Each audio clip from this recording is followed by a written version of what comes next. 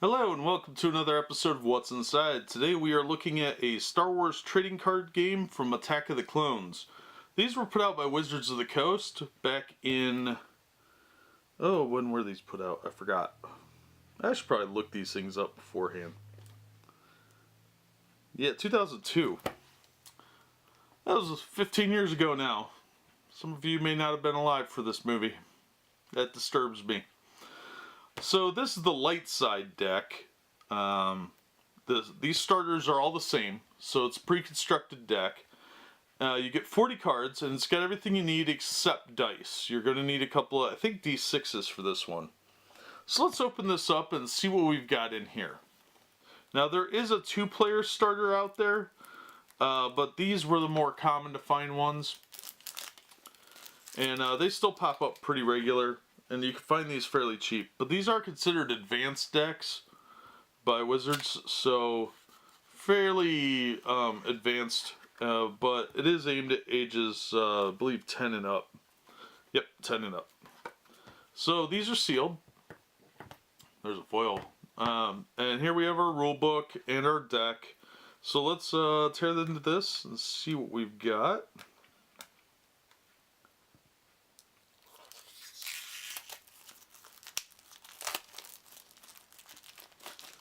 Alright, so let's look at the rule book first. Now the rule book is just paper. It's regular printer paper type. It is in color, but it's not glossy. It's about 60 pages long, probably 62 with these little ads at the back. Now, you do get like a lightsaber image here, and a lot of detailed explanations and turn sequences. The glossary starts on page 39.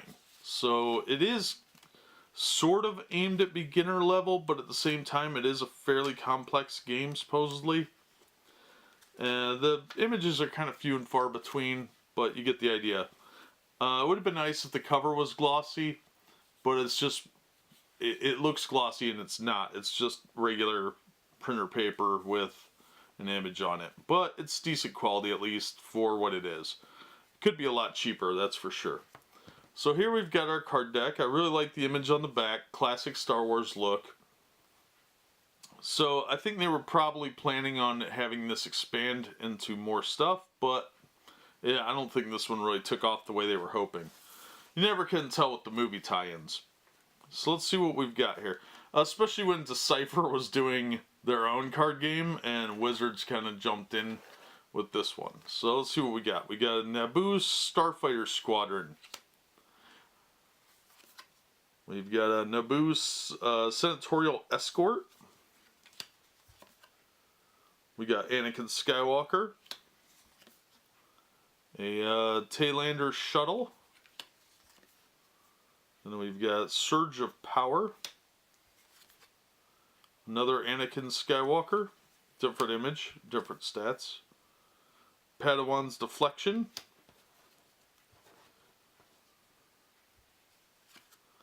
Then we've got an ATTE Walker 71E Ground Assault Walker. We've got Padme Amidala. I don't know how to pronounce these names. Nobody's ever named Steve or Susan anymore. Naboo's Starfighter Squadron. Then we've got a High Force Dodge. That was that neat scene where you hear electric guitars for explosions. Didn't know that happened in space. Apparently space is very heavy metal. Everybody knew that, but they don't want to admit it. Jedi Starfighter 3R3. Then we have Pilot's Dodge. Another Pilot's Dodge. Master and Apprentice. Surge of Power again. Republic Assault Ship. Which looks suspiciously like an Imperial cruiser upside down, so they could save on the modeling department. Then we have another Anakin Skywalker. This one's a duplicate from one we saw earlier. Chancellor's Guard Squad. ATTE Walker 23K, or X I think, 23X. Republic Cruiser. Another Republic Cruiser. Chancellor's Guard Squad again. Obi-Wan Kenobi, Jedi Knight. Naboo's Senatorial Escort. Padawan's Deflection. Clone Platoon.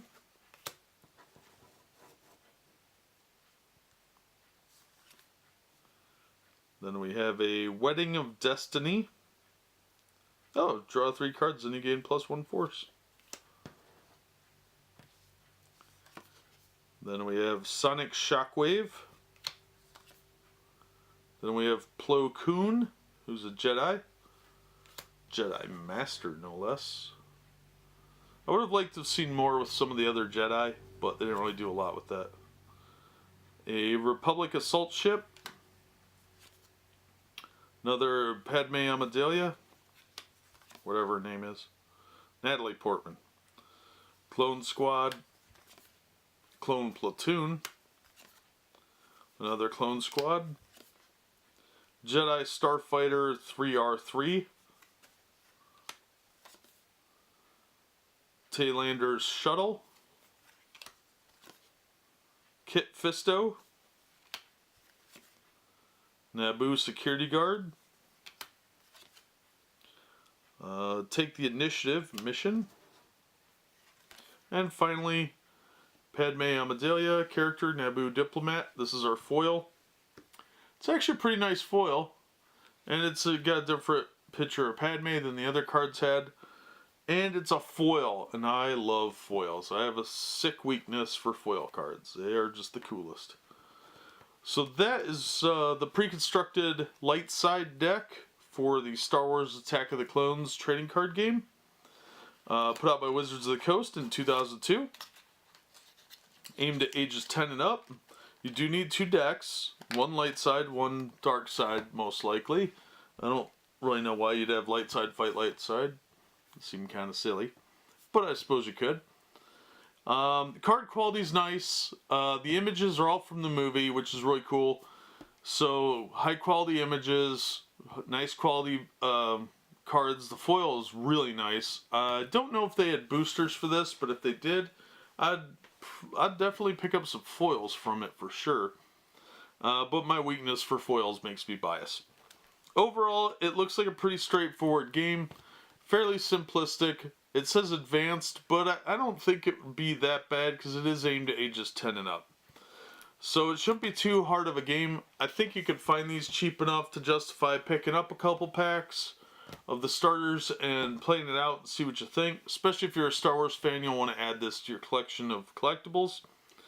And it will hold up pretty well. These are 15 years old. They look brand new. But that'll do it for me. As always, thank you so much for watching and supporting the channel, and we hope to see you on the next episode of What's Inside.